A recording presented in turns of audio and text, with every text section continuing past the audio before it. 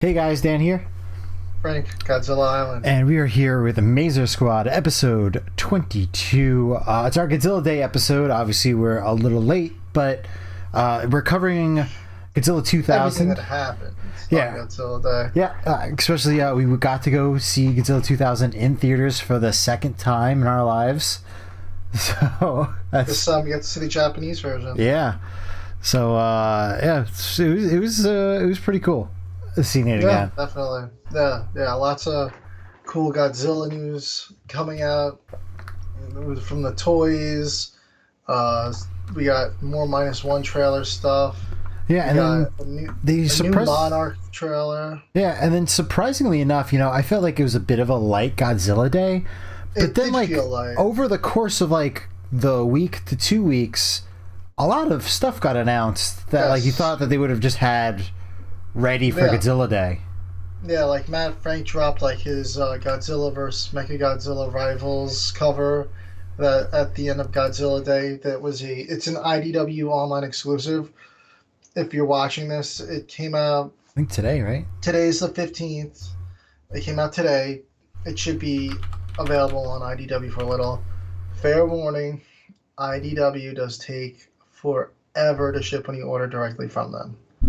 But you know what? You're going to get a sweet cover. So if you want to pick that cover up, it's a really nice cover. But on top of that, we have just a ton of Godzilla books coming in the next year, basically. So next month in December 26th, we have the Love from Godzilla book by Olivia Lucchini. It's a little kid's book. We had the Godzilla and Kong, Sometimes Friends Fight book a couple of years ago. We had the Kong Skull Island book. There was a kitty one. Yeah. It was My Friend Kong or something. Yeah, Kieran Really loves nice that book. one. Hardcover with the wraparound. Really nice book. Yeah. The Sometimes Friends Fight book is more like a cardboard. It's a counting book. It's a counting book, yes. Yeah. Still a cute book. This is along same vein. It's a kitty book, but art looks really cool. Definitely gonna pick it up. It's only $10. When Target has those buy two get one free book sales, you can pick it up. I didn't pick it up this time around, but you could definitely pick it up from there. They'll have it again. They're definitely gonna have that buy two get one free sale. I am always looking for new kids books to read because we read at least 2 or 3 every night. So yeah, so that's December 26th. And another kids book, since we're on the topic of a kids book, I'm going to skip around here a little on our little list of books, is the Brave Like Godzilla book by Charlie Moon. Have not seen any art for that yet, but it is another kids book. It's Manila, Minya, and his friends are having a great day on Monster Island when suddenly Gabra comes and ruins their fun. Now, Manila knows it's hard to stand up to others, but with a little help from Godzilla, he and his friends learn the importance of working together and never giving up. So we got Gabra returning to the books. I know, right? Yeah. Gabra needs to. I feel like Gabra is such an underutilized. Yeah. Kaiju. When they had Salonga and Singular Point, I was like, oh man, I really wish they just would have been yo, that's Gabra. But they didn't call it Gabra. Yeah. So cool monster.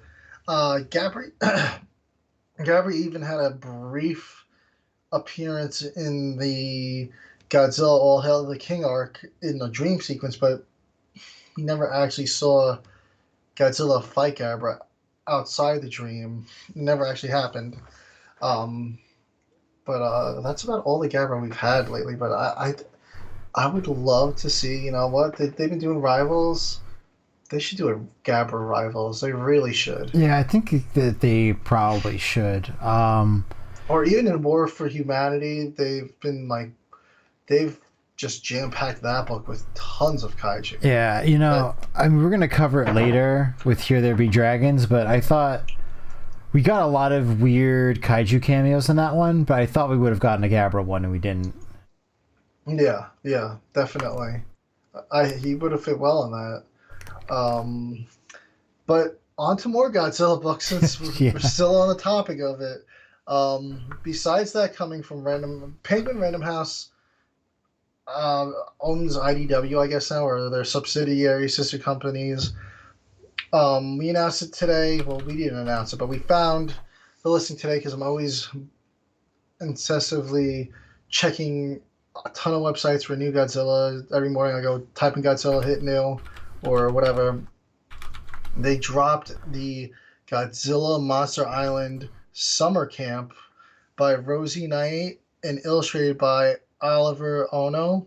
It's a 128-page graphic novel, children's graphic novel. It's a pretty big book. That's a nice sized graphic novel. I think that is like the first Godzilla graphic novel that we've gotten that's just like straight up. This is a graphic novel. Yeah, because usually they do the issues and they make it into a trade paperback. They just make it into a trade paperback. Like this is just a straight up graphic novel. Yeah. I mean, we've gotten the MonsterVerse graphic novels, but 128 pages is rather large. The main character in this, they gave me, is Zelda. Dreamed of attempting an art summer camp, and this year she finally gets to go. But when she arrives to make it summer camp, she's horrified to see the easels and sketchbooks have been replaced with dodgeballs and calisthenics. The camp is now under new, suspicious management that has turned it into an extreme sports nightmare. Determined to salvage her summer, Zelda escapes the secluded corner of the island. Here she can finally draw in peace, at least until she stumbles into a portal to a fantastic world. Welcome to Monster Island, Zelda. So this is almost like Godzilla's Revenge, where Ichiro would go to Monster Island in his dreams. So very similar. Which, honestly, growing up as a kid was one of my favorite. That and a movie that just had its 50th, Jet Jaguar and Megalon. Yep. It's good to see Manila getting some love recently. Yeah, I mean that movie gets a little hate, but I think that was probably our introduction to Godzilla. We've probably seen that movie easily 100 times. That one, Godzilla vs. Megalon, as you said, and Godzilla vs. the Sea Monster were ones that we watch. Rotation. Oh my god! Kids just watch the same thing over and over again. Those were. But we had VHSs of, like, we just put it in every couple of days, watch it, basically on repeat. And the art for this book looks great. That's one of the things that I saw today. A lot of people are like, I love the art for this. I mean, all we've seen is the cover so far, but just the cover art alone looks really great. They've really nailed it. What was it? I think John Snyder on Twitter was saying, he's like, IDW has done a really great job with the art styles lately, and it's true. All the rivals have a different art style. War for Humanity, I personally love the art style. I've seen a few people complain about it that they don't like it. I think it's really good art. I enjoy it. I love the different look. Absolutely love it, and I've been sucked into the story, and they really have done a great job with the art styles. They're killing it. Yeah, and I did look it up. IDW is owned by Penguin Random House, so at least that's who does their distribution now. Yeah, but I mean they've been doing such a good job lately, and they have so many different series greenlit. So I'm happy that they're willing to just take the plunge and do a graphic novel instead of dragging it out and adding another series for people to keep buying. I just put the whole thing out, make it a graphic novel. Yeah, I really think that's a much better idea.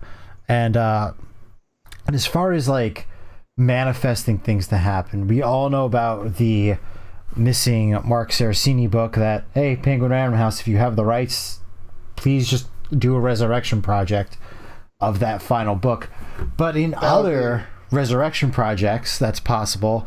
Marvel's Godzilla Omnibus in color coming out next October.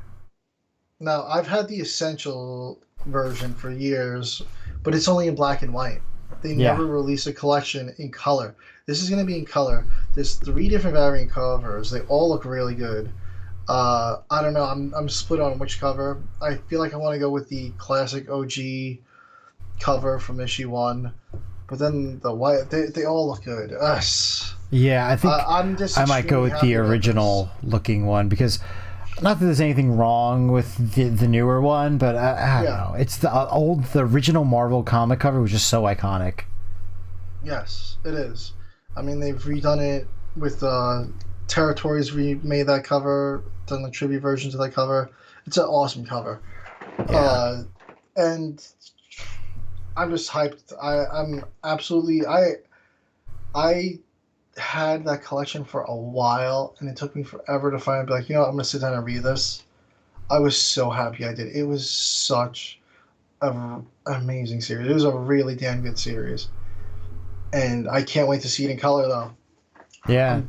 I'm gonna reread it 100%. Yeah, no, I am super excited about that. It was like one of those things where it's like you don't think you're gonna get that ever. Yeah, Like I mean, I'm still waiting for that Ultraman Marvel set, Ultraman Marvel crossover to happen. I mean, yeah, I don't know what it's has now been happened with that. over a year. Yeah, over a year since it's been announced, and It's been like a year and a half. It was last Ultraman Day. Yeah, and the which Ultra was in 7 July. trade paperback is still, I believe, is not out yet.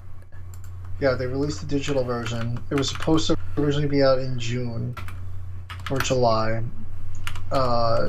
Didn't happen, and we only saw the digital version up here. I don't know if that comic book, now it's saying December 12th.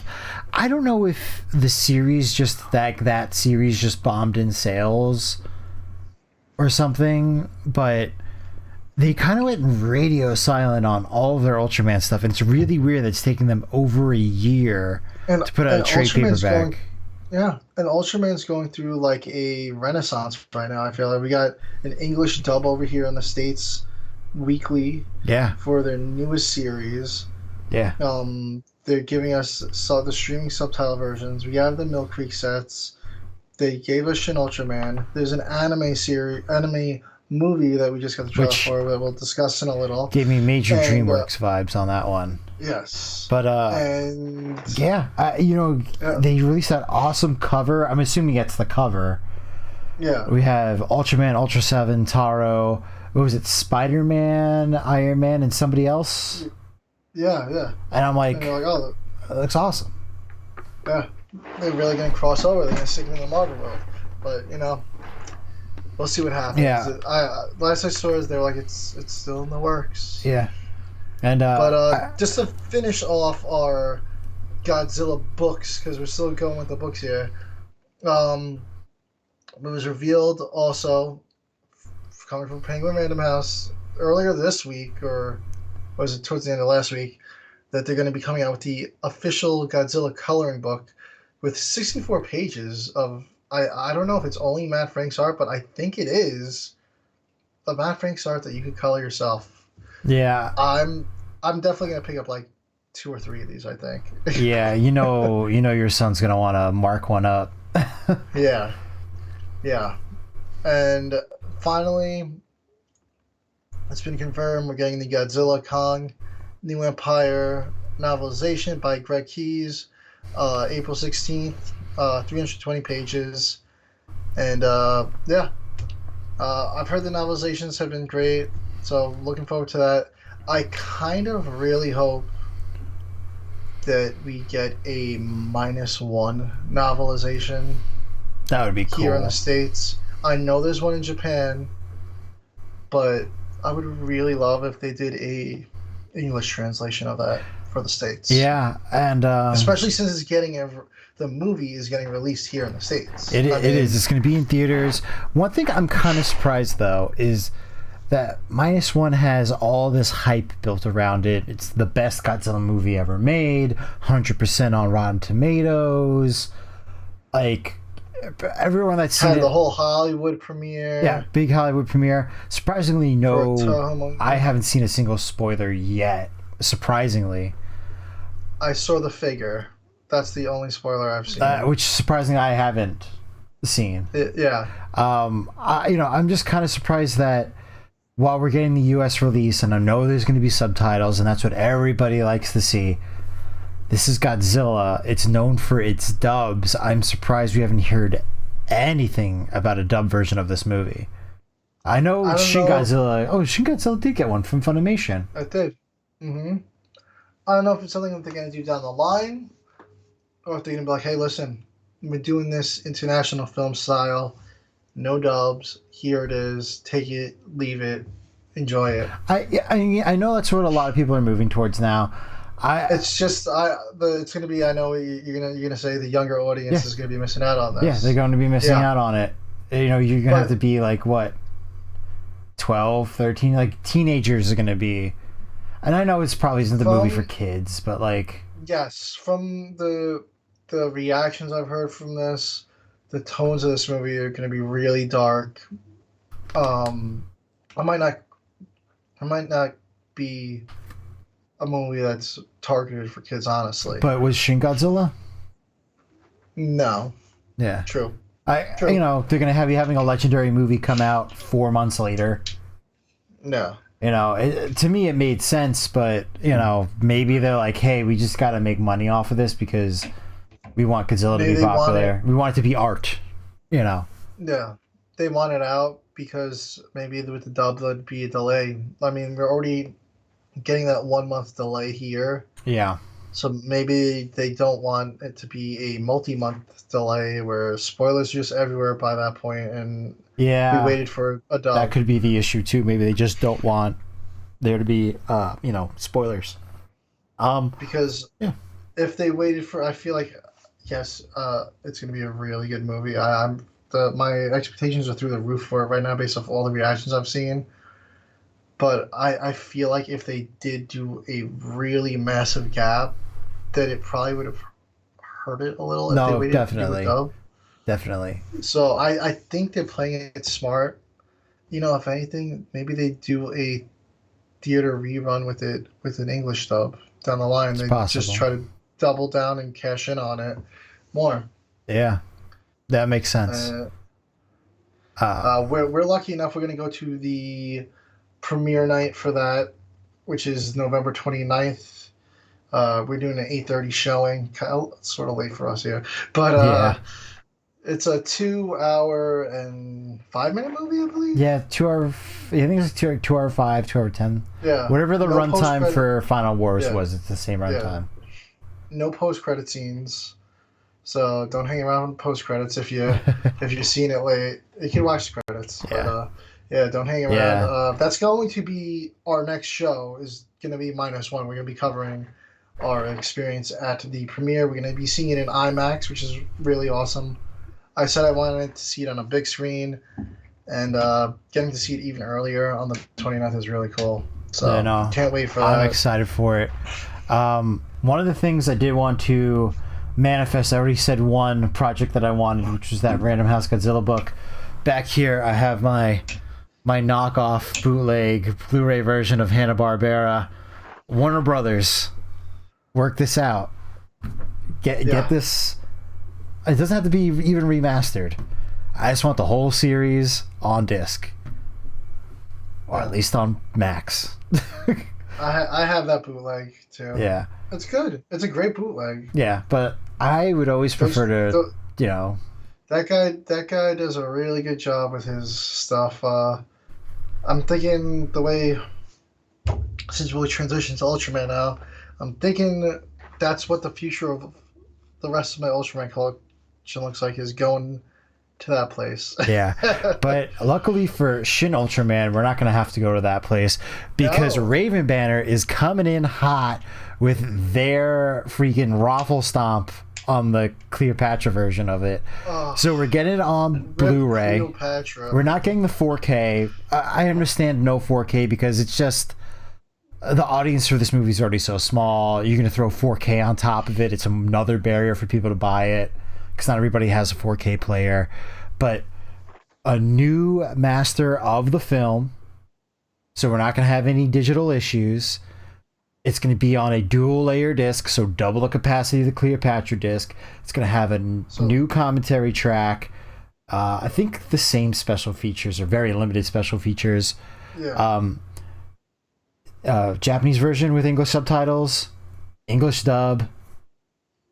What more could you possibly ask for? I think there's also an introduction too, I believe. Oh, yeah. Yes. some sort of introduction's been added. It's got a sweet slipcover. Yes. And what else are we missing? And with the dual-layer disc, the larger capacity means less compression, so the picture quality is going to be better than Cleopatra's. So look for Cleopatra's Shin Ultraman at Five Below in the next couple of weeks. Yeah, I mean, honestly, there's almost zero reason to buy that. Unless for some reason you can't afford the Raven Banner version, and you need something.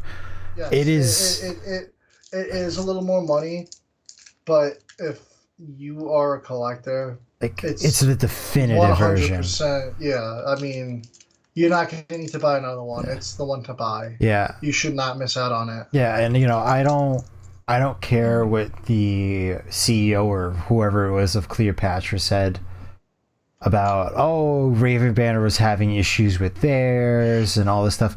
We're not getting a disc replacement program. It's going to be perfect the first time out. It's going to be higher quality, better disc. I can somewhat appreciate you putting dub titles on the disc, but in reality, if I can't hear, I'm just going to watch the original subtitles and get the real, this is what they said. What do I need dub titles for? Yeah. Besides, I think dub titles, the only thing that's missing from the Raven Banner version, which I don't even think was a special feature on the Cleopatra version. I think that they messed up and didn't put subtitles. And then when they kept doing disc releases, they were like, we have a dub title track. Yeah. Like, who's listening? Who's reading that? I'm going to listen to English and read the English subtitles. Yeah, Cleo really dropped the ball hard on this did. And one. I was from a company like MVD, which I don't know if they're just releasing it and just doing whatever Cleopatra says. I expect more from MVD. Yeah. Cleopatra is relatively new, but for MVD to be putting this out as well and putting their name on it, it's a little surprising. Yeah. It's and for them to have multiple disc replacement programs, like they had to do this 2 times, 3 times before they sort of got it right. I think it was 3 times that they had to replace the disc. And like I you hear said, there's still issues. Yeah, I heard it's still not perfect. So if you're watching this and you really want to get it, I would not buy it from Amazon because you're going to have to risk going through the disc replacement. You're going to have to buy direct through them. I doubt they're going to have it cheap. Maybe look Black Friday, if anything. Yeah. But I have a feeling once this Raven Banner copy drops and everybody in the community is already going nuts over it,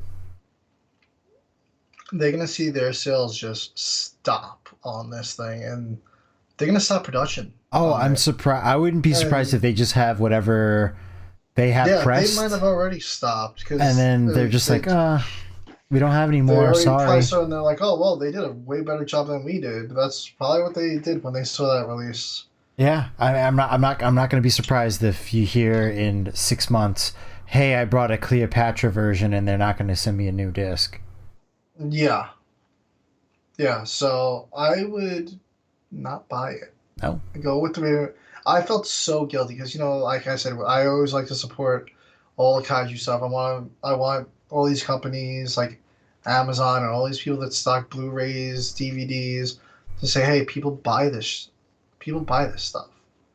So canceling that pre-order really hurt, but I was like, you know what? I'm not gonna buy a crappy version. I don't want to buy a broken product. Yeah, we're not just gonna blindly support and buy stuff if it's not gonna be high quality.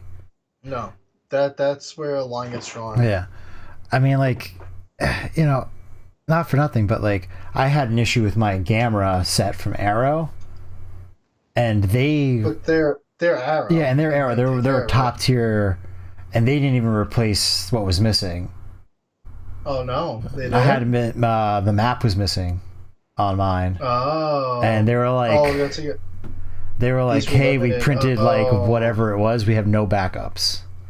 Oh, that's so if Arrow, probably one of the most respected boutique Blu-ray people, were like, hey, we only printed so many. do you think a no-name like Cleopatra's going to have a bunch laying around? Wow. Unless they are literally burning the disc and not pressing, but then you don't even want that. Yeah. So yours was like like sort of like a freebie like add-on. It wasn't actually disc issue. No, it wasn't a disc issue. Disc are perfect. It's part of the collector's edition. Yeah, part of the collector's edition. The discs are perfect, and that's all I really cared about. But I was like, hey, if I can get a map that I could like hang in the background, I'll do it. And then the second that they were like, nah, sorry, we didn't print extras, I was like, okay, whatever. I tried. Because I didn't even know it came with a map until you were like, yeah, it was a pretty cool map it came with. That's awesome. Yeah. It's massive, but it's awesome. Yeah, I wish that they would release the comic book separate, because I mean I'm happy I bought the set and now I own all the good Gamera comic books, but there's no other way for you to buy those Gamera comic books, especially the Matt Frank one. Yeah. And manifesting comic books, since we're on the topic of that, Dark Horse, they did that Godzilla comic book. Let's get that to happen, guys. Come on. Finally. When Super 7 had that shirt and that figure at San Diego Comic-Con, I thought for sure that was going to come accompanied by a collection from the Dark Horse comics, but nope. Yeah. It might happen, 70th anniversary is next November. I'm sure there's going to be even more merch for the 70th year. Yes. We're on the nice year right now. Yes, it was a pretty nice anniversary year. I don't know. Nice. I mean, 70th. I mean, I know they kind of tease what they're doing in the live action, but like, I wonder what they have in the pipeline right now for this 70th, because I feel like they're going to go big. I really think they have to. I mean, we're getting the movie this year, but I believe it's by the time this hits YouTube. I'm pretty sure it's today though. In Japan, the 4K, the second wave of the 4K Blu-rays have released. It was Destroy All Monsters, and I forgot what else. But I'm hoping we get that stateside soon. Oh yeah, the 4K releases. As far as stateside, what we really should be getting, whether it's Criterion or somebody else, and I really kind of hope it's somebody else, we get 4K remasters. Yeah. And then we get the Heisei set. That's gotta be in the works. Yes. I'm hoping we get 4Ks of everything. Yes. Just boom. Eventually. I think the only thing that we're probably not is it's all shot on film. I don't think anything was like cheaply shot on like tape or anything like that. No. I think we should all as long as they have the film of everything, we should be getting 4Ks. Eventually. Yeah. Speaking of 4Ks, tomorrow, Godzilla 98 4K steelbook showing up at my house. Oh, you bought it. I was buying the Loki Blu-ray set, and I was like, you know what? I got the Target gift card for spending a bunch of money at Target. Might as well throw it in the cart. Oh, nice. So, I got that coming, and I'm pretty excited about it. I'm going to do a comparison video of the 4K that I have and this one, see if there's any differences. I don't know if there was any, but if worse comes to worse, I'm just posting my old 4K, or if you want my old 4K, you can have it. Nice. But yeah, I think the only other thing we have to discuss as far as news was the Ultraman Rising trailer getting released. Yeah, I was really surprised. I mean, I knew the animation was going to be like that. We saw the leaked images. We saw the leaked images of him holding the baby kaiju. I just didn't know that that's what the movie was going to play out like. I mean... Yeah, I thought that was going to be like a short little funny skit thing. Yeah, so basically this movie is about Ultraman chasing a kaiju that steals this... It turns out to be an egg, and it hatches as Ultraman saves it or retrieves it from the kaiju, and it hatches and thinks that Ultraman is its mother or father, and now he's raising this baby kaiju. Yes. And it looks like it's just kind of like hijinks ensue. He has to Uh, kind of pretend that he's like the hero Ultraman, but he's really like, I gotta hide. It's basically like kind of like he's like, "Come to daddy," and then the people are like, "What?" And he's like, "I mean, stop, evil dude." Like, yeah. It kind of reminds yeah, me of like somewhat Gamera the Brave ish. Not really, but yeah, like that same like, oh, I'm raising a kaiju type of thing. yeah, yeah, and just the animation, like you said, looks DreamWorksy. It looked Uh, really smooth, and I was it looked. I mean, I also got it wasn't even a DreamWorks movie. Sea Beast, yes, same Sea kind of Beast. vibes from that. Yeah, the animation looks great. Looking forward to that. It's coming sometime in 2024. That was just like a teaser trailer. It was a nice chunk of footage it showed, but Hmm. looking forward to getting the full trailer on that one. But I think it's gonna be a great series. Uh, Netflix is just, we said it last time. Netflix is sketchy as they seem. Yeah, I really hate They've been putting Netflix, out some but quality. They've been putting out some quality animation. Sea Beast was great. They greenlit Sea Beast 2. yeah, We had the Ultraman anime series. Gamera Rebirth was great. Singular Point was great. They've just been hitting it out of the park. Edge Runners, Captain Laserhawk, lots of anime stuff that I've been watching on there has been all all good. I mean, they've really nailed it down with their yeah. animation. I can't remember I got to give them credit for I that. can't remember the last time I watched a live action show or a movie, for that matter. But the animation is solid. Yeah. I'll give them that. Yes. Yeah. And I guess we're gonna transition over to our review of Ultraman Blazar's episode 9 and 10. Kind of like two different vibes of episodes, I feel like. They were two of my favorite episodes so far, honestly. Yeah. Um, Kind of also the start of a new-ish storyline between these two episodes. Yeah. Something's going on with Ultraman and Gento. We don't know Yes. what yet, but there's definitely some more communication between the two of them, which we haven't had all series, and it was definitely one of the weirder, at least as far as like New Ultraman. I feel like it was a weird thing to not have in the series, but I kind of like it. Yeah. But yeah, I guess we're just gonna start with episode 9. Big shout out to Ultra Q over here. Uh, I was so happy with this episode. Um, yeah, it's a Garamon episode. Yes. So it starts off Anri's at our house getting home. She opens her mailbox and she's got these concert tickets. Gives a little flashback of her years ago, kind of just on like a training run. I think she was like jogging, right, Yeah, or just something like uses that. jogging in the park. And then she just heard music, and it's just this group of guys just hanging out, playing music, and she's like, "Oh, I love this."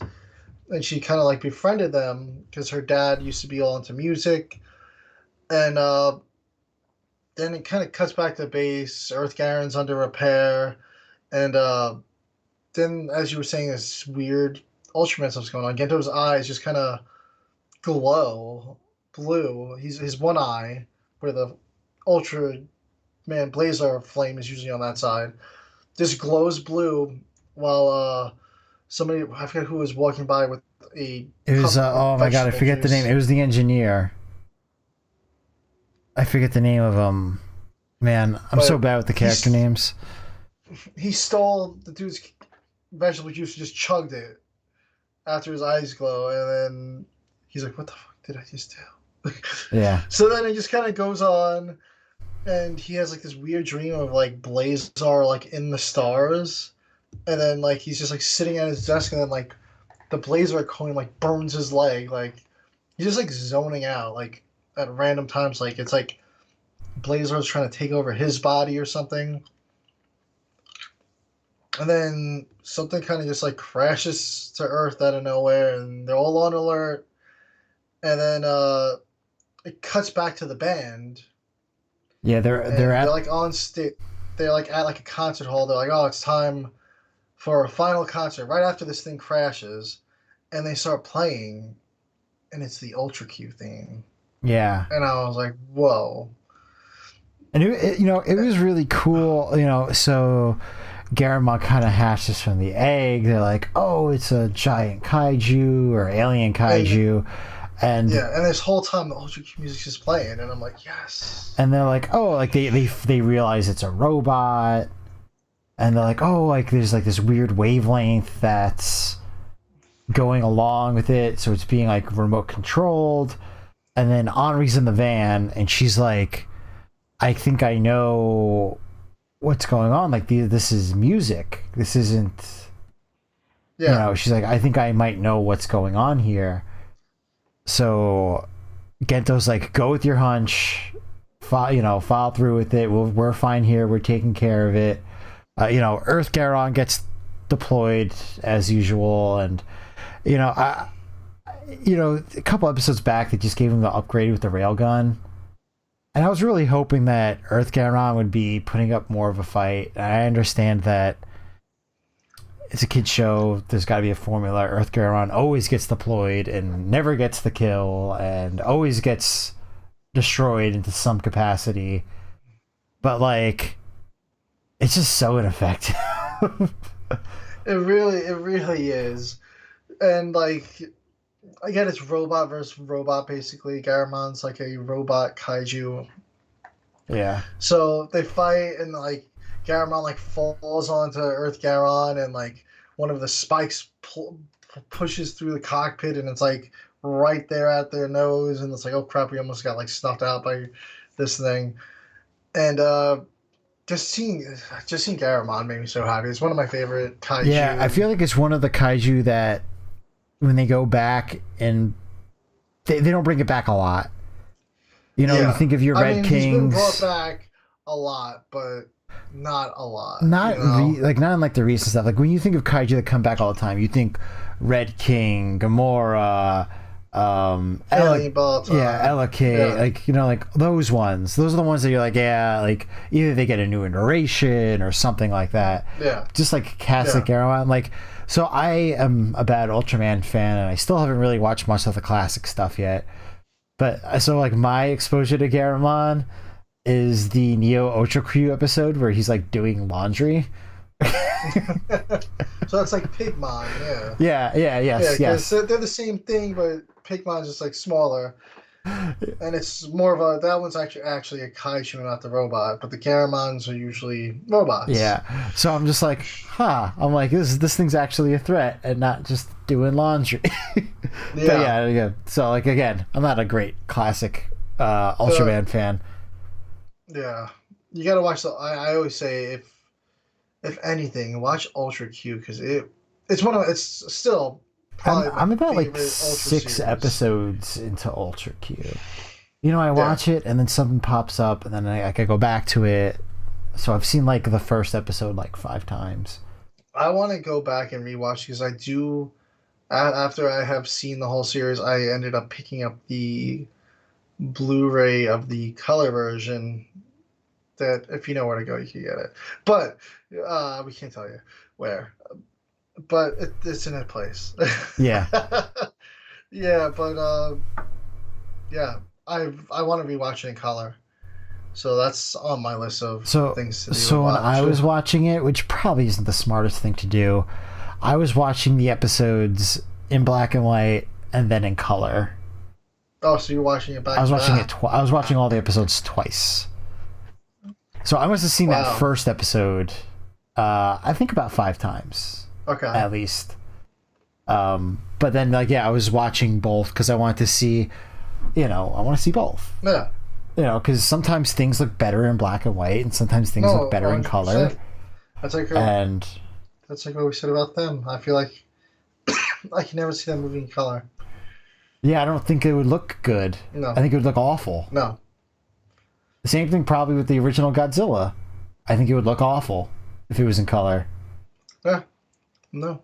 Very possible. I would like to see the awful coloration of the original King Kong movie, though. Yes. where he's like the V-Rex is like pink, like hot pink or something. Yeah. Oh God. But yeah, back to this. Back to this biggest detour ever. Gento turns into Ultraman, starts fighting Garamon, but really is kind of no match. Because it's just a giant space metal thing that his energies and powers are not strong enough against. Yeah. And so Omni finally arrives at the concert, and she's like, "Why did you invite me here?" And the concert hall's empty. It's just a band playing. They're playing this, and we get a little flashback. It turns out they are an alien race. I don't know if I wrote down their race here. Cicada Men? Were they Cicada Men? Yes. Yeah. Yes. Yeah, they were Cicada Men. And they were sent to Earth, and their mission was to kind of conquer it. And when they had got there, they were exploring around, and they stumbled upon a house with a record player playing music. And these Cicada Men fell in love with music. And at that point, they didn't want to destroy Earth anymore. But it was kind of like too late. They were deployed.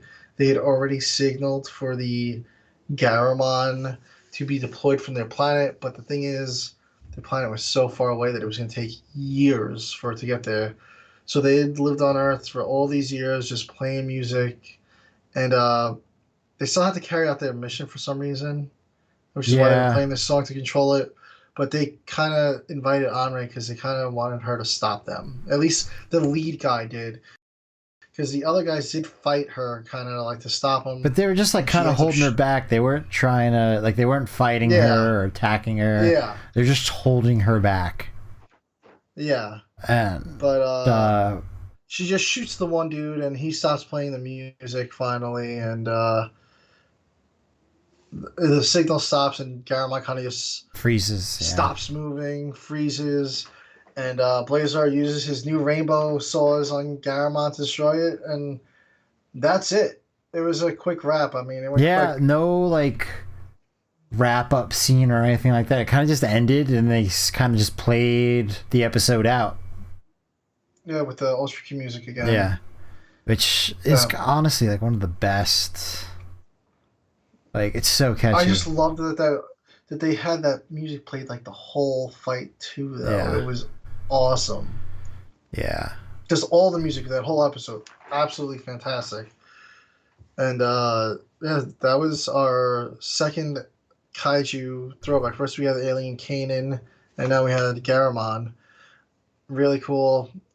Probably one of my favorite episodes so far. And this next episode 10, in my opinion, was one of the cooler episodes, and it introduced like a whole other plot line too. Yeah, a whole other plot line, and then a lot of new powers as well. We're gonna get to that during the fight. But episode starts out with Gento again zoning out. The news is playing, and he's washing a dish and just scrubbing with a sponge, and just the water's dripping on the floor. He's not even standing in the kitchen anymore. Yeah, he's just in the living room staring at the TV. So his wife, that apparently exists, comes out of nowhere and is like, "Oh, what's wrong? You're spilling the stuff on the floor. Is everything okay? It's not like don't watch you. TV. Usually you only watch news. You don't watch regular TV." Even though he was watching the, but the news was watching the news though. The news was on. I was a little confused about that. That must have been a dub line. But when I watch the episodes, I don't know if you do. I listen to the English dub, but I read the subtitles.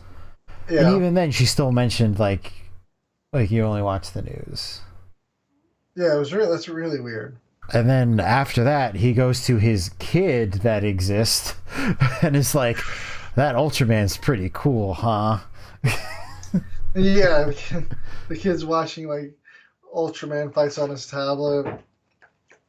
Yeah, it was. I was like, oh, this is. I didn't know if it was his kid, or if it was like a friend or a family member. Then I'm like, oh no, this is all his. Yeah. So then he's like, hey, you know what? I got the day off from work.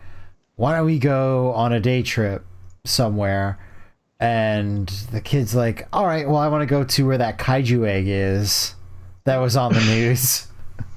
So he's just like, all right, sure, let's go. Let's go look at the monster egg. So they drive out there. They're all standing in like this crowd that's, you know, kind of barricaded by the police. There's like newscasters and stuff there. And there's like all operatives there checking out this egg. And the egg just starts hatching, of course, because why wouldn't it? Yeah. And it's just a baby kaiju comes out, and they just like, oh, let's tranquilize it. So they shoot it, and it just ends up pissing the kaiju off. This kaiju is called Damaga. This is the baby Damaga. Yeah. It's like a tall lizard-looking thing. Yeah, I have it right above Frank. Yeah. And then it lets out a scream, and then, of course, the parent wakes up, pissed off, causes an earthquake, and they're still like, the people are still kind of like just hanging out there. And when this happens, Gento gets a call from base, and they're like, yeah, Kaiju's attacking, and we're going to need some help here. And Gento's like, don't worry, yeah, just take care of it, good luck, like, because he's got his wife and kid there. So clearly he's been hiding what he's been doing all this time. Yes. So on top of hiding being Ultraman, he's also hiding from his family what his job is. So then it cuts to the general, and he's like, yeah, we're just going to order a missile strike and an attack on this thing. And they call him back, and they let him know, and Gento's like, yeah, we should get out of here. So they leave. The adult Damaga shows up, and is just trying to protect the baby at this point. Like, literally on the floor covering it. Yeah, it not really attacking anything besides causing the earth to shake by rising out of the ground. But it hasn't done any damage, and everyone's just shooting at this thing. So the general's ordering these strikes, and they're retreating. Gento with his wife and kid, and they're calling him again. They're like, yeah, the general keeps ordering strikes on us, and he's like, all right, yeah, don't worry, we'll take care of it. Yep, yeah, good luck with that. So he's been lying. It turns out he's told his coworkers that he's told his family that he's working as an engineer. So they deploy Earth Garen. Earth Garen arrives, and once again, Damaga's not really fighting back. It fights. It blasts Earth Garen with its radioactive It's just, breath. just trying to keep it back. Yeah, it's really just trying to protect the baby. And then Gento kind of gets taken over by Blazar again and kind of sees what's going on, and he's like, ah. And still retreating with his family. Then the henshin device appears on his wrist, and he's like, all right, now I gotta hide this thing.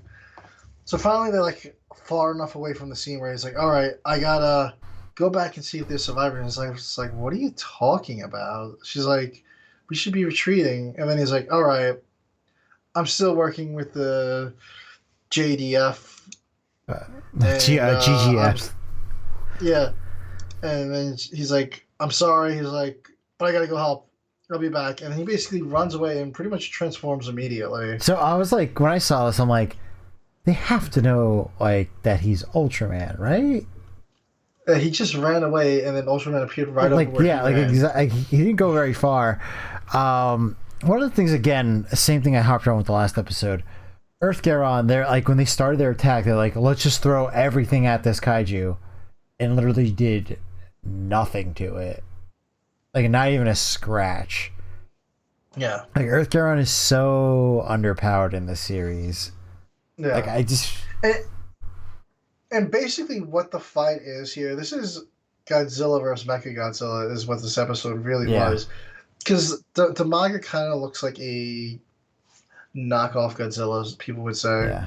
But it was actually a really cool design. The kaiju design's great this episode. This whole season, really honestly, has been really good. They've hit it out of the park with the designs this season. So anyway, Gento transforms into Ultraman, and this has to be one of the most one-sided fights I've seen in the series so far.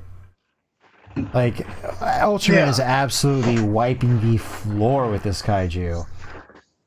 Yeah, and it's because it's not even fighting back, because it doesn't want to fight back. So he pulls out he brings out the rainbow spectrum and stops on, like, blue and, like, freezes this kaiju with, like, an ice power? Yeah. which is something I have not seen so far. So I guess he can control a spectrum of elements as well with the light. And then another thing that we missed before we go a little further here with this part is Gento's son did mention earlier, right as they were running away, he's like, something doesn't seem right. He's like, the kaiju's not fighting. He's just scared and trying to protect his baby. He's like, I don't think we should be attacking it. So that kind of like resides with Gento a little. So you continue what happens with the next part here. So Ultraman goes in for the killing blow with the Blazar spear, and kind of like Gento kind of takes control a bit and stops him. And he's like, the Ultraman begins like fighting, like punching himself in the face and holding his hands back, and it's like an Ace Ventura moment where he's just spazzing out like. So basically. Yeah. So then the general's like, okay, deploy the third wave of attacks, and right when the missiles are about to hit, it seems like Ultraman took over at that point. Yeah, he like went like primal, but like, and like the Blazar was like on fire. Yeah, it like his head like exploded, and there was like fire coming out of his head, and he just screamed as the missiles were about to like strike and destroyed all the missiles in the sky, and and then he like did this weird like Blazar energy that like wrapped them in like so he used like the yellow color from the rainbow, and then I guess he put them back into the earth. Like, I don't know if this is like a tunneling kaiju. That scene like really like escalated really quick there. I'm like, what happened? They're like in the cocoon. Are they underground now? Yeah, I want to say he put them underground. Did he take them to another planet? Yeah, that was the other thing I was thinking too. Like, maybe he's transporting them to another planet or something. Because Ultraman has done that before, where he's taken kaiju that were not harmful off planet to another planet where they can live in peace. Yeah. But really cool episode. We see some conflict between Ultraman and Gento, some new powers, new kaiju, of course. Gento's got a family that we didn't find out about until 10 episodes in. I mean, we really haven't seen much of Gento's personal life until now, honestly. Well, I just assumed he was just like the military, married to the job type of guy. Yeah. Yeah, I mean, we've seen, it's funny because we've seen a lot of the other crew members' personal lives. We've seen the dryer, we've seen the tomato farm, we've seen the old village. The Midwest. The Midwest. Y'all, the Wisconsin accents with the dub. Yeah.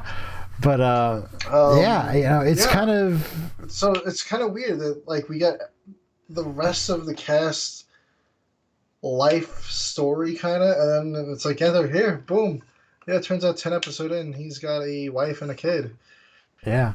I mean, up until then, the closest backstory we got was that he was a student of this crazy kaiju professor guy. Yeah, that was like the only little tidbit there. Yeah. So interesting to see where the series goes, and we're going to be reviewing episodes 11 and 12 next episode of the show. So it's going to be exciting. I'm hoping that we do about 2 a week, so 2 an episode. So we should catch up eventually.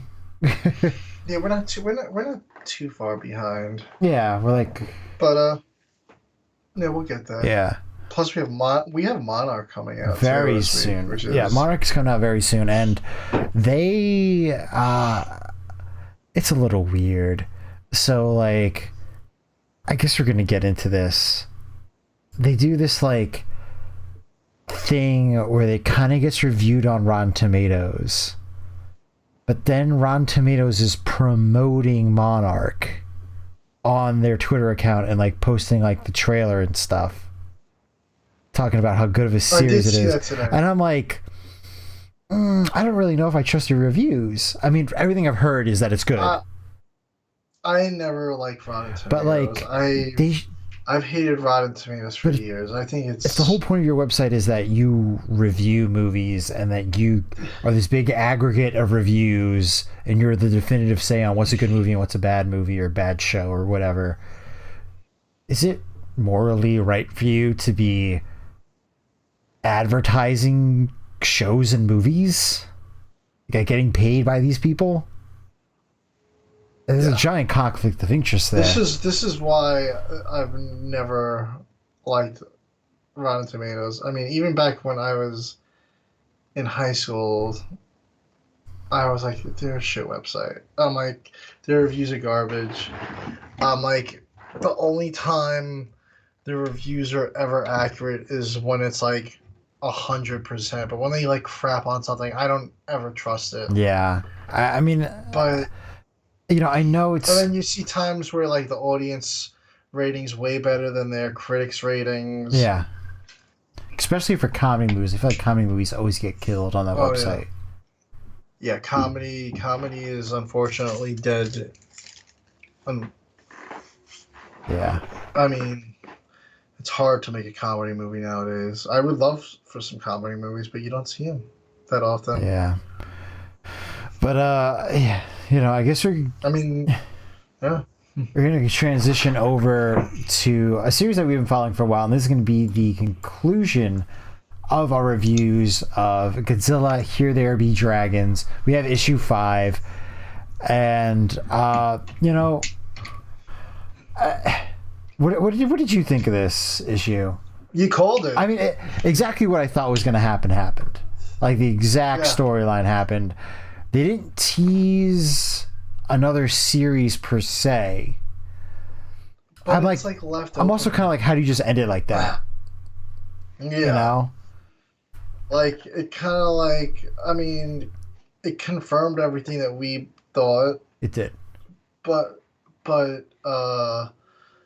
yeah, I'm kind of curious. I really am hoping maybe in a couple weeks or so that we'll get an announcement of like a follow-up-ish series or something set in the same universe. Yes. Like we had said in issue 3 is when they introduced this whole Sons of the Giants secret kaiju cult, where it showed flashbacks across all different times, talking Roman Empire, the Vikings, the Aztecs, all across time, all different settings with different kaijus, different time periods, and I was like, I want to see these spin-offs. Yeah, I do too. So I'm hoping that we do get more of these. I don't know what the next series would be called. It wouldn't be Here There Be Dragons because that was like a pirate reference. Yes. But I kind of want I would really like to see the Vikings or the Roman Empire as I mean, any of those settings, all of them are so cool. I mean, how often do you think about them doing a Roman Empire Godzilla series? I've been thinking about it a lot lately, at least once a week. Yeah, that's what I was thinking too. It's like such an old joke now too.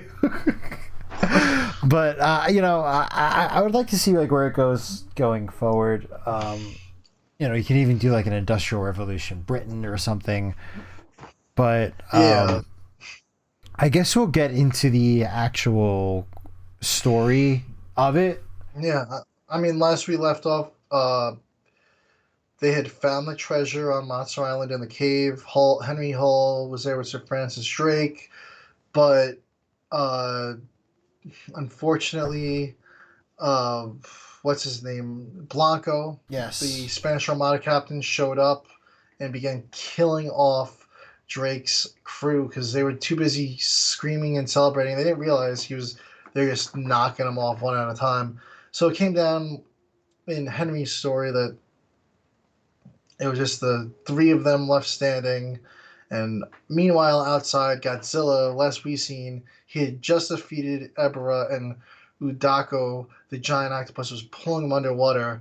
But here we see them give you kind of a recap at the beginning, showing Henry was saying, Godzilla is almost like the captain of a ship, and the ship is Monster Island, and sometimes the captain's got to put his crew in order. So it gives a little flashback. We see a flashback of Godzilla fighting Kumonga, which we did not see happen in the series. We see Odako swimming through the ocean, just all the tentacles grabbing great whites and just eating them. And then So he's referring to the other kaiju as the crewmates for Godzilla. Yeah. So cuts back now. Udako and Ebra have started a mutiny against Godzilla, and he's now fighting the two of them. So Ebra, we thought was down for the count, but no, he's back up now that Udako's in. He's like, I can't give up now. So they begin fighting. It's absolutely a brutal fight. Yeah. And then, so basically, Godzilla's getting defeated. Like, he's got down for the count. He can't handle the double team. But Ebra messes up, tries to go and stab Godzilla. And now that there's some closeness in the range, Godzilla rips off Ebra's pokey claw, because he has a chompy claw and a pokey claw. Yeah, he grabs it with his mouth and just rips it off. So Ebra's writhing in pain. He stabs Udaku, and then he grabs Udaku. I was not expecting. No, he grabs Ebra first and like rips its mouth open, like breaks its jaw.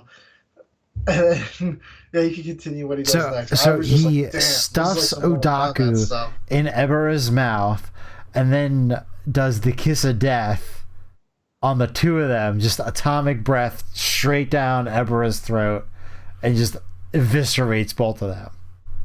Yeah, he just sends them sinking down to the bottom of the ocean.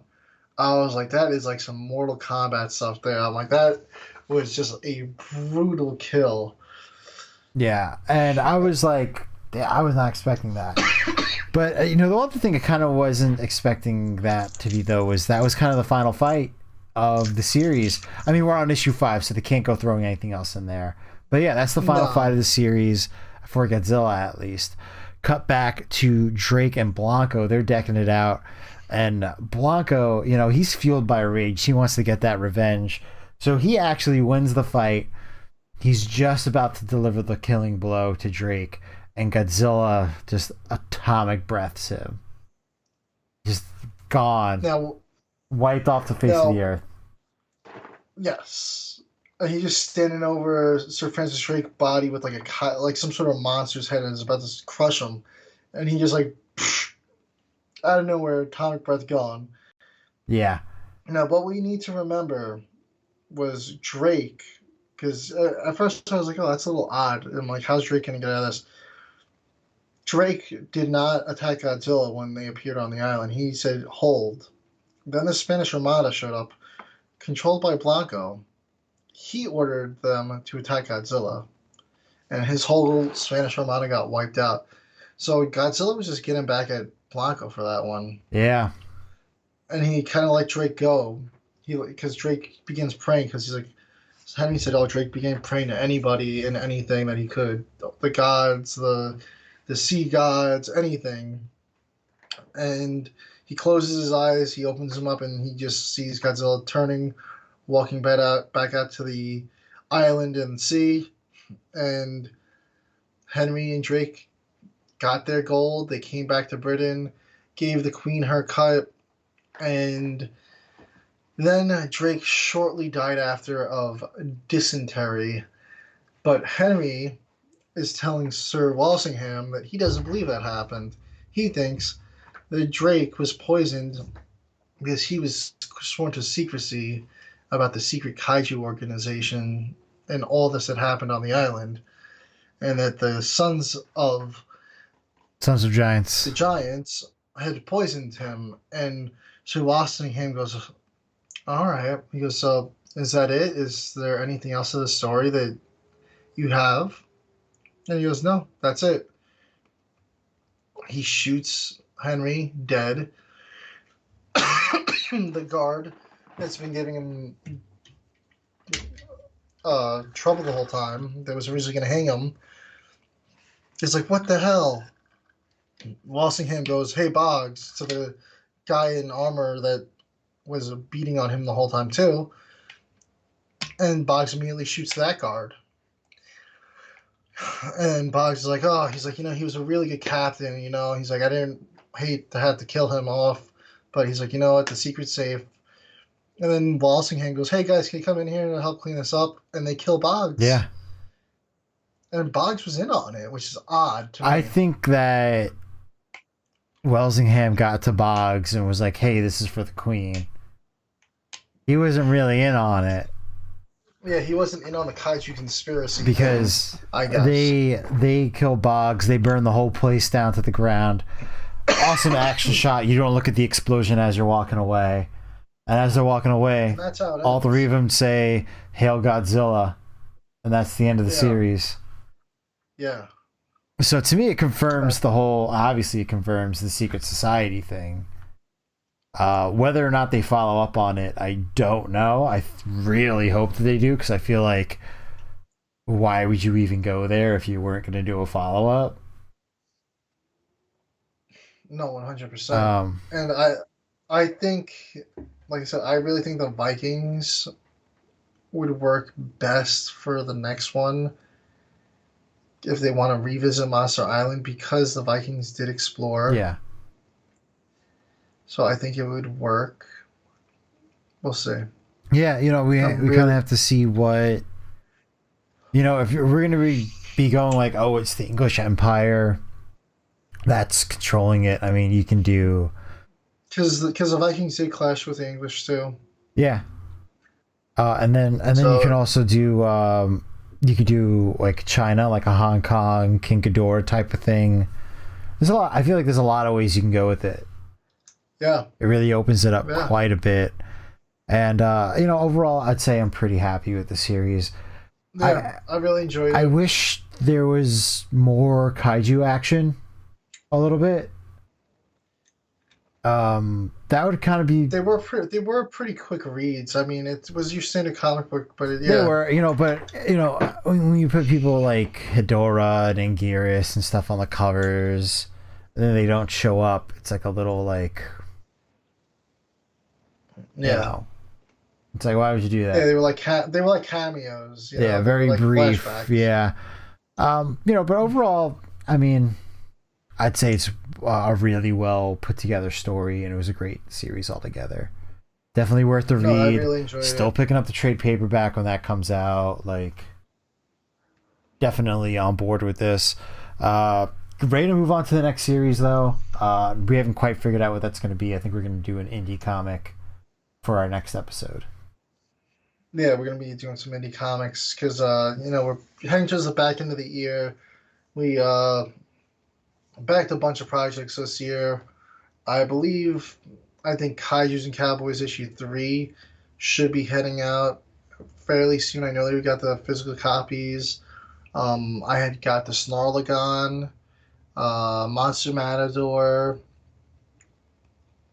What else? I have Godliath physical copy shipping out right now. Notzilla, yes.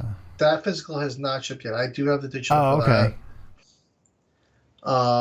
Yeah, lots of indie stuff out there to cover that we could catch up on. So we'll have to figure that out for next episode. I'm gone. That's a nice little graphic novella there. But we'll be doing -1. But now we're going to continue on with the Godzilla stuff. We have some Godzilla Day stuff to talk about. They had that awesome Jet Jaguar short, the awesome Godzilla vs. Megalon short. And these shorts continue the shorts from the previous years. We had the Gigan Rex, which was the first animated short last year. Yes. And I guess we'll get into the Megalon short since you brought that up. So it takes place right after... Well, I don't know about right after, but it takes place after the Gigan Rex short because they're using Gigan Rex to kind of summon or give Megalon energy to Cetopians. Yeah. They have them all like wired up or whatever tendrils. I guess that kind of is a bit of a callback to the original Godzilla vs. Megalon movie where Gigan is like the secondary villain of that movie, and they call him in. So I guess, they're kind of draining energy. And later on, Megalon does take a kind of Gigan Rex form, I guess you could say, where he kind of gets like the red highlights in his body. Yeah, he gets a little like OP. Yeah, he gets like a bit of a power up towards the end of the fight. One thing that I wish that they had on this was I don't think there was English subtitles on this one. No English. So you really didn't get the story, and there was a bit of story behind there. You can kind of make out what they were saying for the most part. And I was able to use like the YouTube like auto subtitles on it, and it kind of worked to an extent. You got the gist of it. The fight was awesome, and whether this is Junior or not, I mean, you can make your own inference. I like to think that this is Junior, but kind of got a new power where he's, instead of an atomic breath, he's able to kind of channel his atomic energy through his body. So beef up his punches and movements and things like that, which is a kind of a novel idea, I feel like, for Godzilla. It was really cool. I was like, he just did that. Yeah. And one of the things he does to make use of his new power is he does the infamous Godzilla dropkick. But they made it look so good and like believable. Yeah. I just was like, yes. Like when I saw it, it was just it didn't look stupid. Definitely, it was the highlight of the whole short for me. Was that moment? I was like, hell yeah, they did it. Yes. And honestly, one of the highlights for me, again, being such a big Megalon fan, was they made him a legitimate threat in this. Oh, yeah. Like Megalon was OP and like brutal in this. Yeah, like, and it wasn't a easy fight. It was, I would almost call it.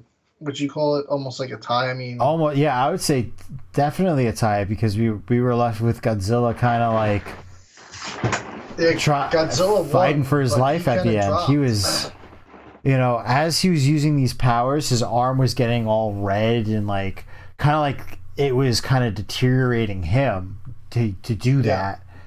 But it ends. Megalon gets this like special form, kind of, where he's a little bit more powered up. He puts his two drills together, makes a giant drill, and is about to go in for the killing blow on Godzilla. Hits him. They're still fighting. And then Godzilla pulls out this white atomic breath. Not his normal atomic breath, because that wasn't getting the job done in this fight. This is a little like flash of white atomic breath, and it completely vaporized the bottom half of Megalon. So Megalon is down and out for the count, and then we just get this. He destroyed Megalon's horn too in the fight. Yeah, it was a brutal fight.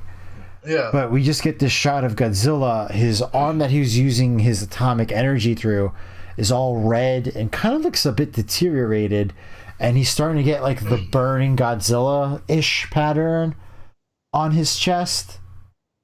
So this fight took a lot out of him. Yeah.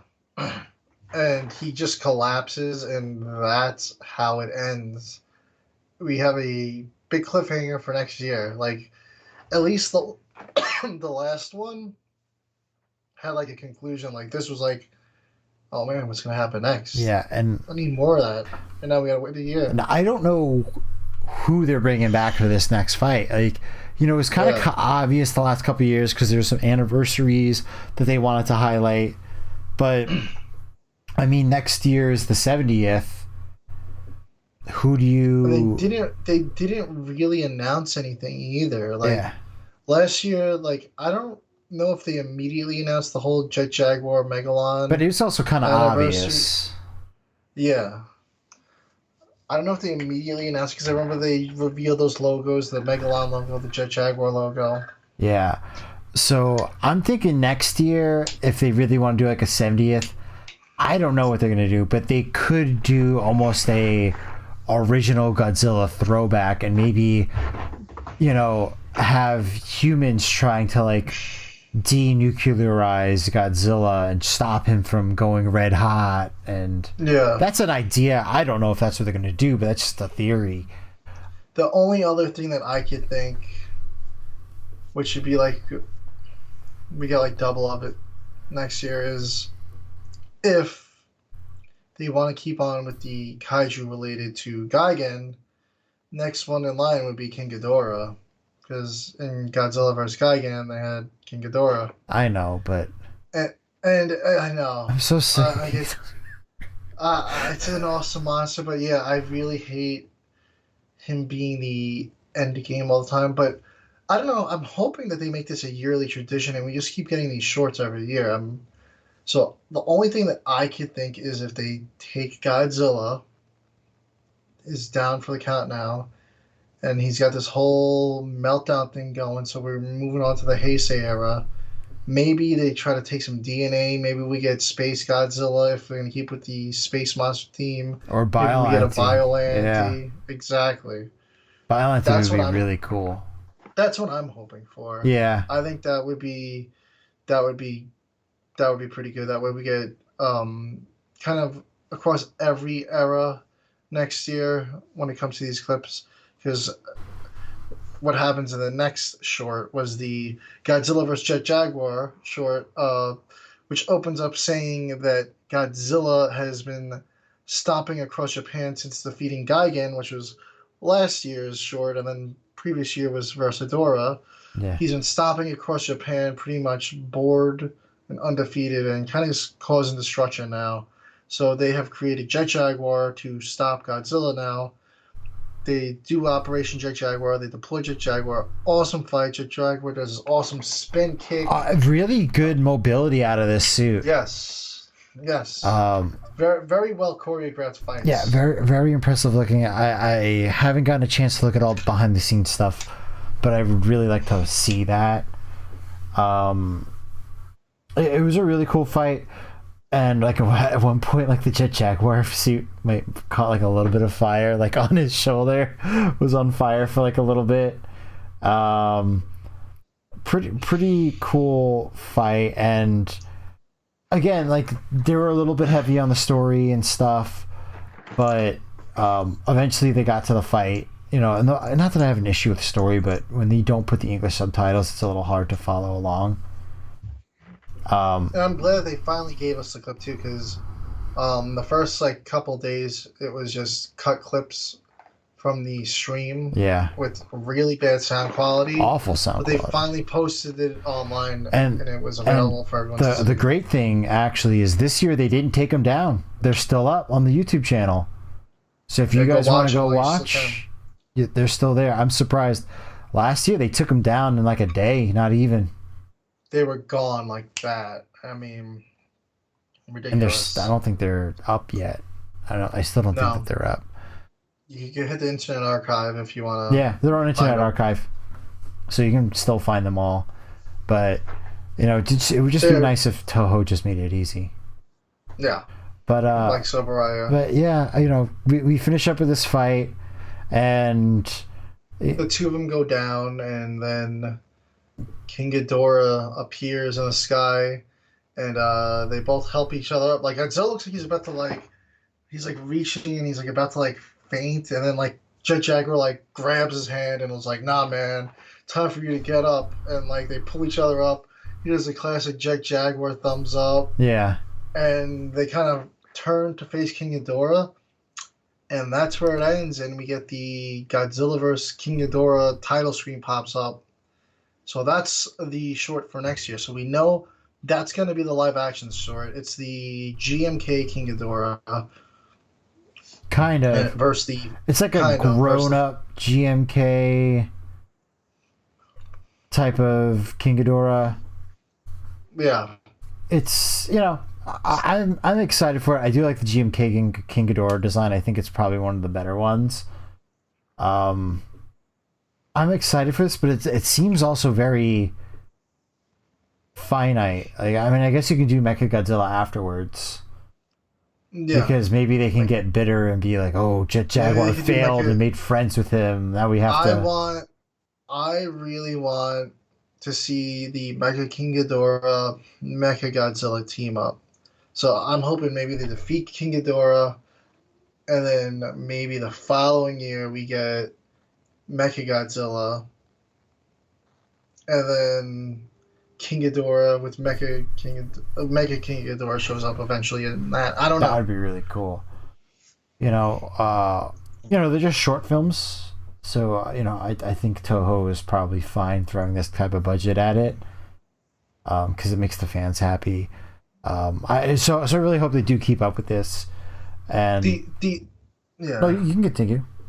No, the only other curveball that they could throw at us is Baggin, because everybody wants Baggin, and Now they're selling toys. They made the figure. So, and I believe he made a Gojiban appearance. Yeah, they just released the episode. It's the newest episode. Yeah, so he's in it. He's canon now. His Gojiban is the most canon Godzilla you could possibly have. So I don't even know what you're even talking about. Yeah. So yeah, that's the thing. Yeah. It's an option, That could be the Megalon. That, or we can get Mom Gigan. Yeah. Oh boy.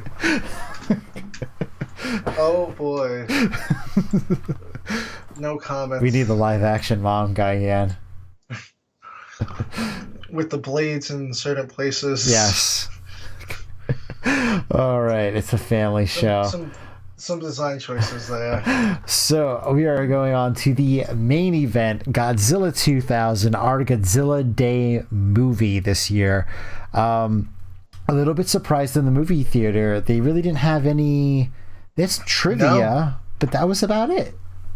There was trivia, and I would say the Big Bad Toys commercial was probably the most interesting pre-credit thing that they did. Yeah, where they had the little stop-motion Godzilla figure fight. Yeah, with the Mechagodzilla. Who else was in that fight? Was it Titanosaurus? No, not Titanosaurus. Was there Biollante? I don't know. I can't remember. It was a cool commercial, and then they gave us some special features for Godzilla 2000, but it was like the very little special features that's on the Blu-ray version. And so it wasn't anything new or something I haven't seen before.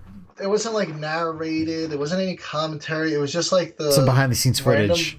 Behind-the-scenes production footage of the suit in motion and it's standing in front of a green screen.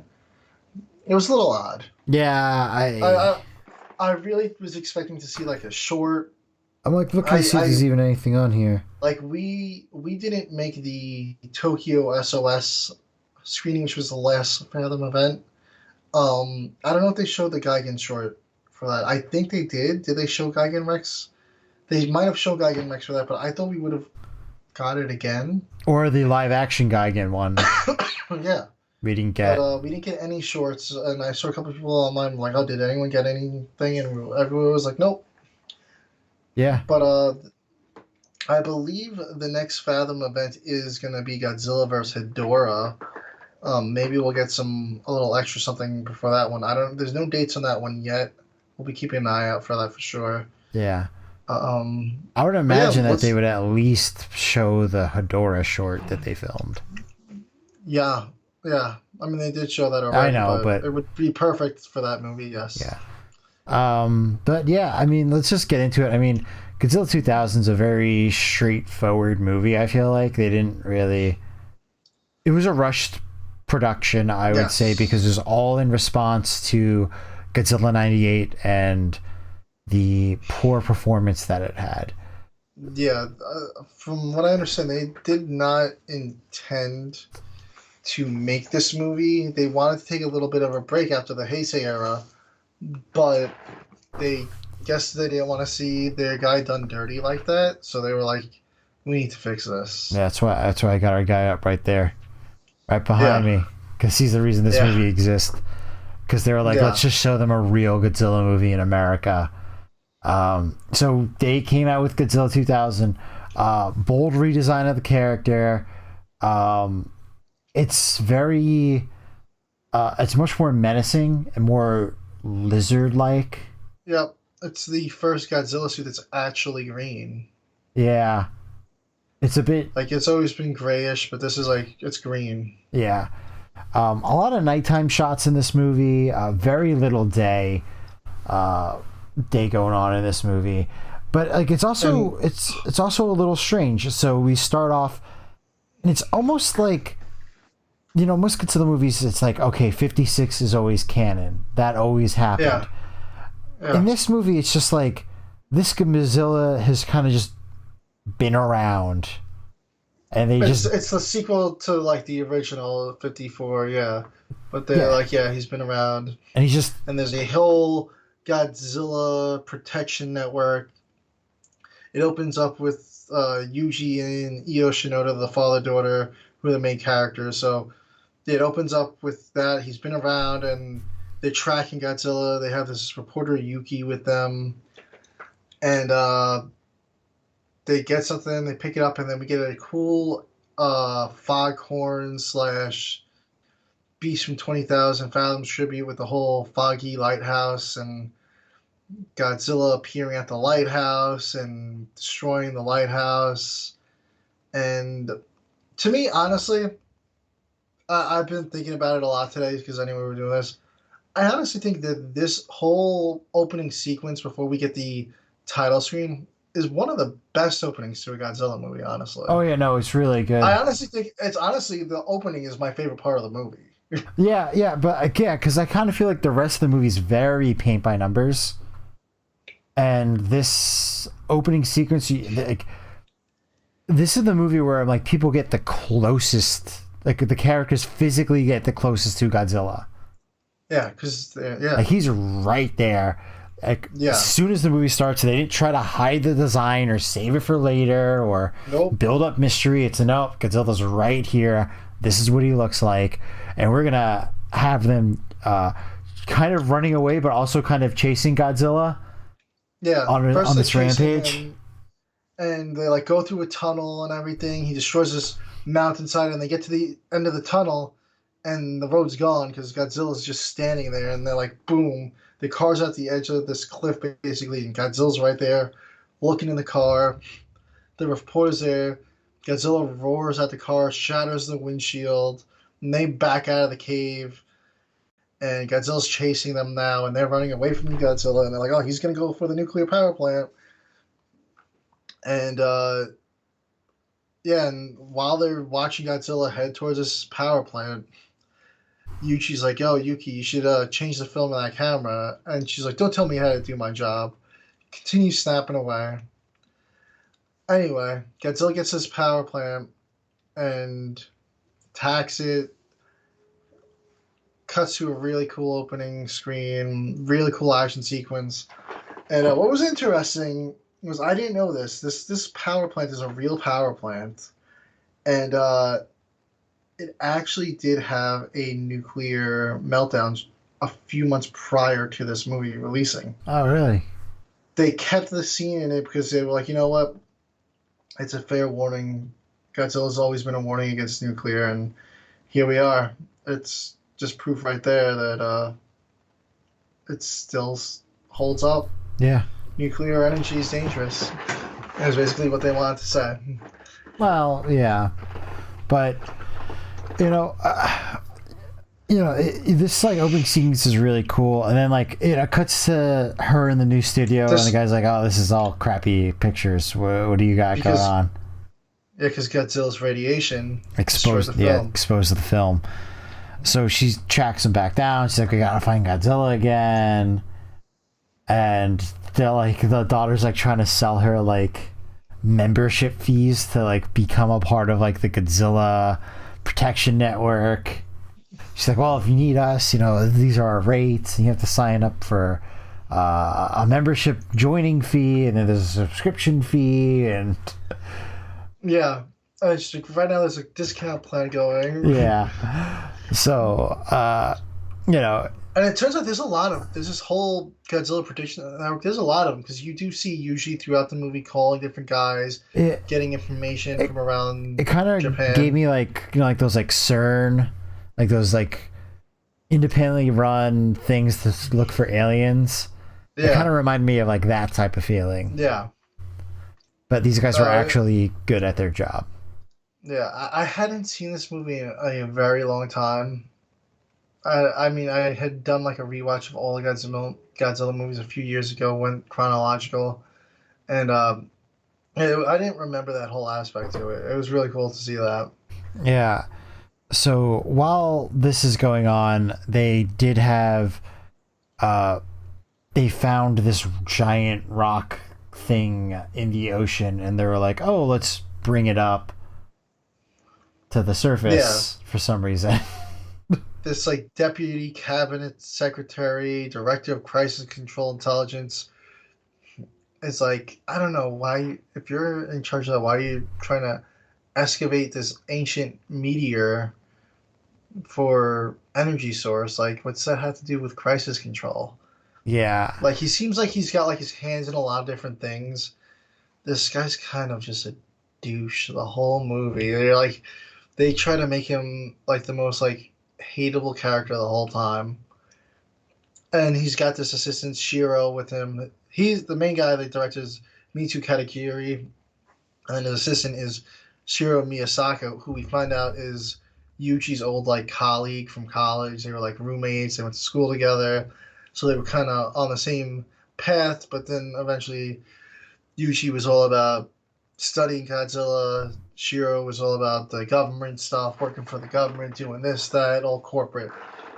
So yeah, they're excavating this rock, and they begin to like lift it up with like, what were they lifting it with? Like balloons? Yeah, it was like right? Yeah, it was like balloons, and then it eventually started lifting itself up, which that should have been a red flag. So then they have this giant floating rock in the middle of the ocean, and then look who decides to come along. It's Godzilla. The rock starts moving. Godzilla attacks the rock. We find out. Well, no, Godzilla didn't attack the rock. Godzilla was just rampaging through Japan still, I believe, Oh, right? yeah, did the rock fly to it? Yeah. Yeah. Yeah, the rock begins sitting up, and then, yeah, Godzilla did eventually attack the rock after the rock had shown up and then revealed the ship. But, like, one of the weird things, like, when you look at this rock when it first surfaces, it reminds me of the Heisei Gamera, Yeah. where they find the rock. It looked almost like Gamera's shell. I'm like, if you were like the first time like watching this in the theaters, like people could have been like, "Oh my god, are they gonna do Godzilla vs. Gamera secretly in Godzilla 2000?" Like, Yeah. because it looked like Gamera's shell to me. That would have been a cool like twist if they did do that back then. That would have been like, holy hell! They just honestly, it's a movie that I never think they're ever gonna touch. No, they'll never do it. It'll never happen. Yeah. If we could get it in Gigabash, that's the closest we'll get. Yeah. I mean, it almost makes no sense why they wouldn't do it. It does make no sense. The reason why they wouldn't do it, well, they just have to do a dusty finish where nobody wins. Yeah. But, like, Godzilla's the bad guy, Gamera's the good guy, Gamera's protecting the kids. Then they, I guess, just have to come to a mutual understanding. Or they could do some cop-out thing like Godzilla vs. Kong and then bring in, like, a third villain. Yeah. But then it's like, oh, it's the same ending that we've already had. Yeah. Exactly. That's the problem with these versus movies. You can't really have a winner because everybody has to be protected. Yeah. But not in this movie. So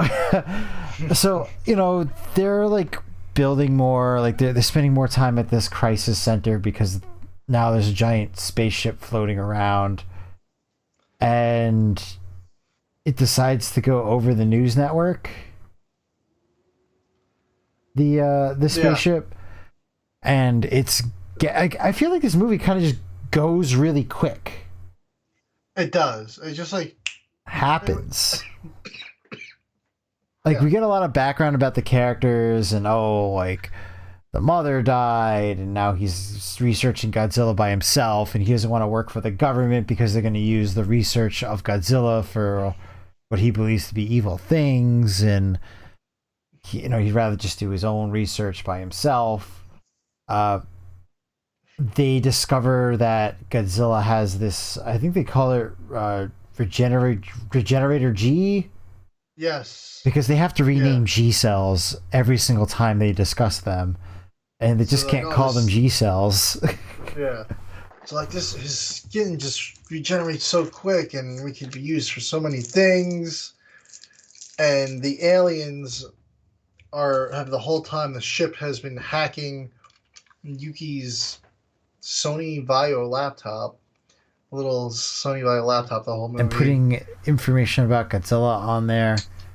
Yeah, and stealing it. And like at one And point, was there like a picture of like Showa Godzilla on there? I don't remember It's like that. I felt like they like put pictures on there of like older Godzillas, but then they like don't ever address Godzilla really. Like he just seems like there's this thing that's always been there, Yeah, but they don't really address it very much. they don't really get into The the history origin they now. really don't address at all. And then they're gonna destroy the news tower Yeah, because because they figure out they use like infrared to like scan it, and they see there's got these tentacles that are like going around the tower, this is pre-Wi-Fi. collecting and stealing information. This movie's a lot less impressive after the invention of Wi-Fi.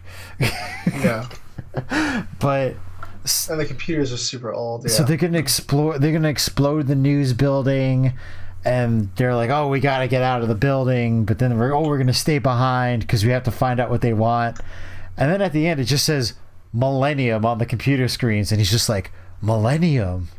Like we're supposed to know what that means. yeah. So basically, the aliens wanted to take over the Earth and create their new empire for a millennium, or Just something like that. 1,000 years, and then they're gonna give it right back to us. Yeah. So that's what they decided they need. The giant spaceship of aliens that have just tried to start destroying the city wants to take over the planet. Good thing you stuck around for that information. We would have never figured that out. Yeah. Yeah, and they're looking up information on Godzilla as we see throughout the whole movie, and like, oh, Godzilla's the key.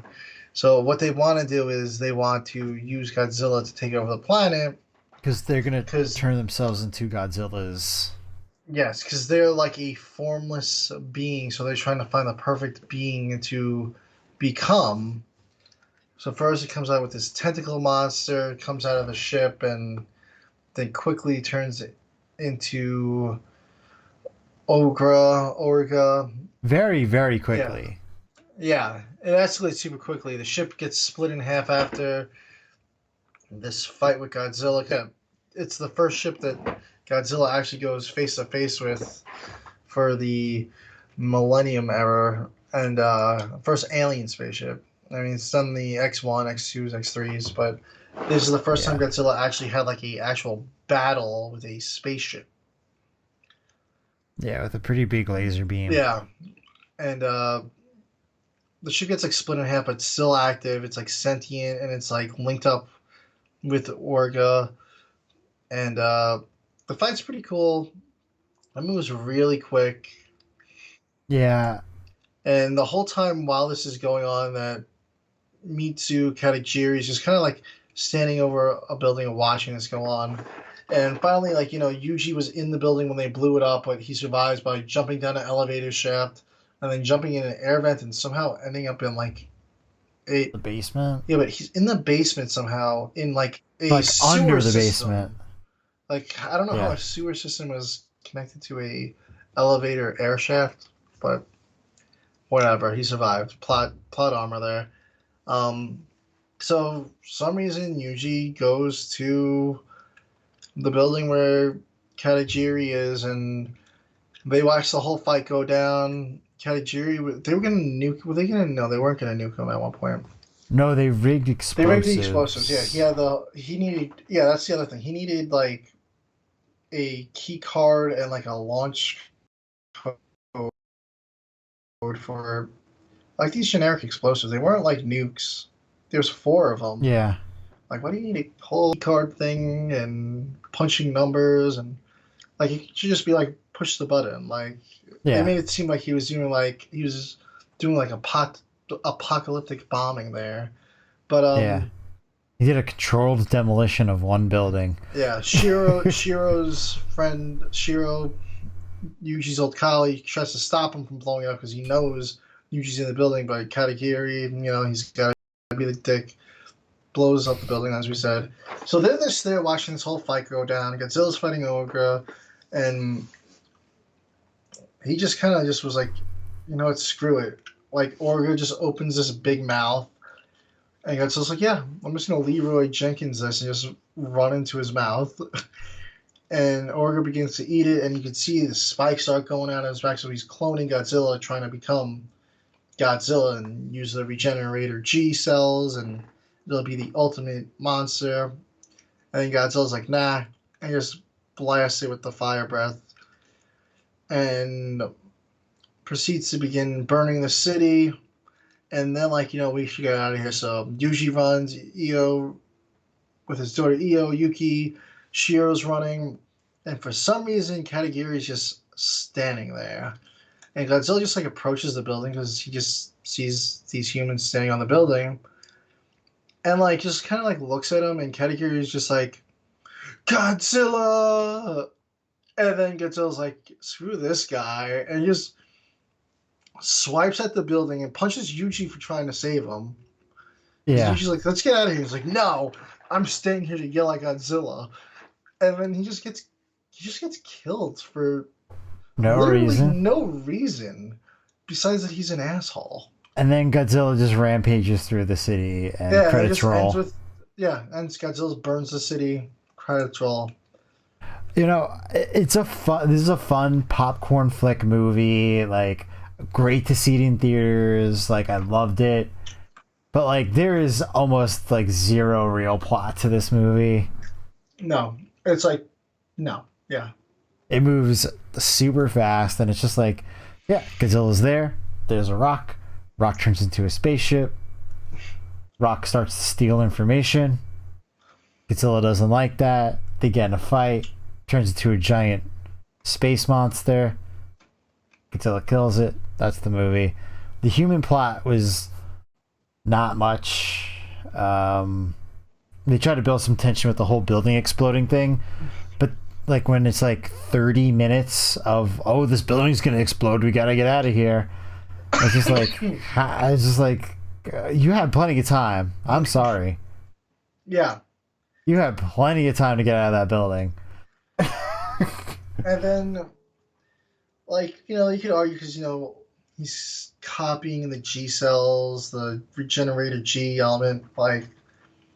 There was still some body left, even though Godzilla, charted. But, could he come back with those G cells if they regenerated? But they didn't do that in a sequel. I guess you could argue, hey, Godzilla burnt down the whole city to make sure he got all that taken care of and destroyed, maybe? Yeah. But I think the only one that's a pseudo sequel is the first Megagigas. But Megagira. Yeah. Megagiras, yeah. But besides that, I don't even think that's an official sequel. I think they're all mostly standalone. Yeah. The only ones that are connected are the Kiryu saga ones. Yes. There was supposed to be a third one, and then they were like, this isn't working. We're just going to go do Final Wars instead and wrap up the series. Yeah. It's really weird that they didn't conclude that. That would have been cool to see, but... Yeah, no, I think those are some of the better new Godzilla movies, were those Kiryu ones. Yeah. I mean, overall, I enjoy the movie. It's, like you said, it definitely, you could see how it's rushed. The CGI underwater scene was just... I think they were going for something, and it just didn't work. Technology wasn't there at the time. Yeah, it was the first ever CG Godzilla scene. They did a lot of green screen stuff too that didn't quite work, and I don't believe they did it again in the other movies. But no, yeah, the CG, the mass CG was also probably part of why they did a lot of night scenes too. Cover it up, yeah. I thought that the tentacle monster was a cool idea. Yeah. It obviously the CG didn't look good, but I wish almost that they would have had a bigger, longer fight scene Yes. with So a tentacle monster. Yeah, we could have seen that, and then it transform, like just evolve. Like the tentacle monster was there for maybe 2 minutes of the film, maybe. I don't even know if it was that long. Yeah, I don't even know if it was that long. It was like 2 seconds. It was not long enough. And then straight to Ogra. You know, I do like the design of Ogra, but I wish we would have also gotten a little further along in the evolution chain on that. Yeah. Like, have it be a cool looking clone like you see Godzilla. The spikes forming, but like never gets to use it. Up. You never get to see it like step away with the spikes on his back. Yeah. Which is where I feel like if this was like a Heisei movie, there would have been a couple stages to this monster. Yeah. We would have seen that suction attack a couple of times. We would have seen the progression of the monster. Yes. But, you know, I really think that they just churned out this movie as quickly as they could. They did. And is it better than Godzilla 98? Yeah, it is. I mean, it's not even a question. Godzilla 98 is way too long of a movie. Yes. It's way too much stuff going on. Again, plagued by just this weird, this has to be taking place at night. It's got to always be raining. Yes. Like, that's true. It's definitely addressed all the problems I'd say that people had with Godzilla 98, which is what the whole purpose of this movie was here's a real Godzilla movie. Now, I'm not one of these people that just hates Godzilla 98, but I do hate what it did to the franchise. It had permanent repercussions. Yes. The impact that it had. And it's taken years for it to finally start crawling back into the mainstream again. Oh boy, does it? Yeah. I mean, you could say it's in mainstream hardcore right now, which I'm really excited for. I really think this -1 movie is going to change the game big time for Godzilla here. I do too. I mean, it's nominated for Best Picture in Japan. If it can get a nomination here in America, I think that would be amazing. Absolutely even just massive. To be on the list would be just to get nominated would be enough. I mean, people said that, you know, Godzilla vs. Kong is what saved the movie theaters almost, sort of, because it was the first blockbuster movie to kind of come back to theaters post COVID. It did do the digital streaming on HBO Max and all that, but it was also in theaters. It was the first movie where they're like, all right, we're actually going to put it in the theater. You know, I was so busy at the time because I was, I still work at the hospital and everything like that. But I wish that we would have just rented out a theater and gone. Yeah. Yeah, I really would like to see that one in theater. That's the one thing I haven't done yet. I have not seen a MonsterVerse movie in theaters. Yeah. We got one this year. Well, next year that we'll get to go see. Yeah, it's gonna be my first in theater. I was weird with the MonsterVerse. I was like, I'm not watching any of these movies till Godzilla vs. Kong comes out. Then I'll watch them all in one big chunk. The MonsterVerse is great. I'm really excited for Monarch. I watched that first clip where it showed the opening, like 2-3 minutes of Monarch. I'm really looking forward to that. I'm gonna need to find a way to watch it on my breaks, maybe. I don't know. I think Friday I'll try to watch it on the TV at home. Yeah. But yeah, I'm excited for the series coming up. We have a lot of great stuff coming the next few months. Honestly, the next year is gonna be. We're packed out. I mean, between comics, Monarch, -1, the books, Godzilla, Kong, New Empire. I feel like I heard something that I read at the date, but I heard that we should be getting a trailer for Godzilla, Kong, and the New Empire in the next couple of weeks. I thought there was a date. I can't quite remember it, but I wouldn't be surprised if it's dropped after the Monarch. Like, it's like the post credits for the season finale, which should be sometime in January. No, definitely. But really looking forward. I mean, we're eating good. We're eating good. Yeah, it's going to be a really good year coming up. So much stuff. It's going to be like we're going to have to find time to cover it. Yeah, I don't know if Hedorah, the Godzilla vs. Hedorah Fathom event's going to be before the New Empire in theaters, but we're going to be seeing like 3 Godzilla movies in theaters in the next couple months, I think. Yeah, and it's going to be good. Yeah, can't wait. Keep reading those comics. War for Humanity. There's the whole legendary thing going on. I honestly haven't read the first issue yet. I haven't read it yet. But I am dying for War for Humanity. I'm kind of annoyed that they pushed it back so much. Like, all of a sudden, I'm like, all right, where's my 3rd issue? When am I getting that? I'm like, oh, it's the middle of December. I don't know if they just didn't want to compete with the Justice League crossover. Yeah, comic. I don't know if it was just like they were like, oh, we got Here There Be Dragons, we got Godzilla Rivals, we have Justice League. So maybe they just didn't want to like oversaturate it. Yeah. We have the Godzilla Megalon Jet Jaguar one shot coming.